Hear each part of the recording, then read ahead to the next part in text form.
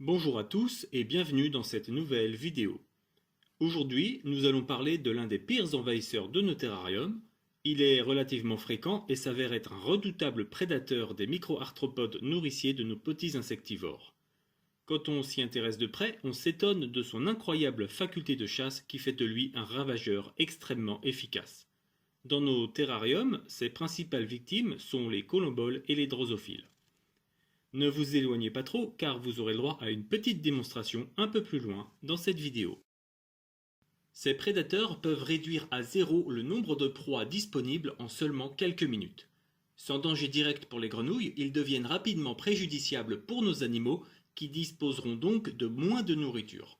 Et c'est particulièrement dommageable dans les nurseries où les jeunes doivent théoriquement disposer de proies en abondance. Certains d'entre vous l'auront reconnu, il s'agit d'une espèce de ver plat, aussi appelé planaire.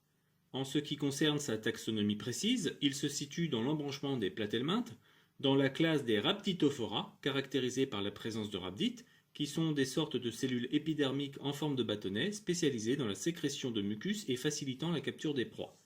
Il appartient à l'ordre des Tricladidae, qui se caractérise notamment par la présence d'un intestin à 3 branches, on dit alors qu'il est trifurqué, et à la famille des géoplanaires, car c'est un animal terrestre. Il s'agit de Rhynchodemus sylvaticus, une espèce dont l'origine géographique est mal connue.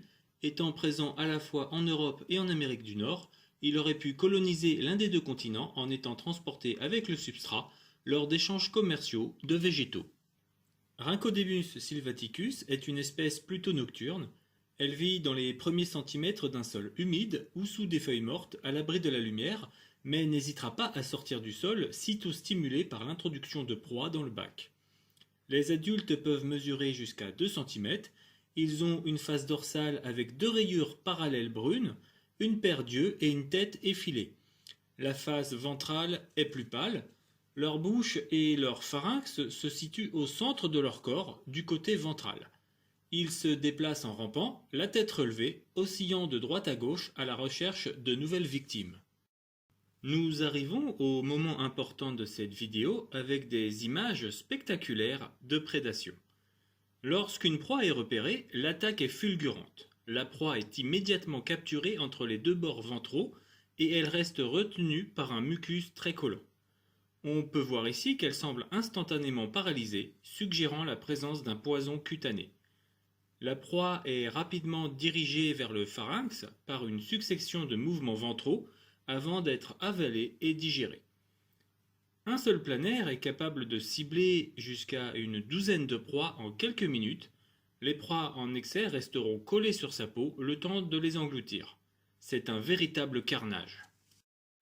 On observe ici des collemboles se coller tout seuls sur le mucus du planaire en étant là encore immédiatement paralysés.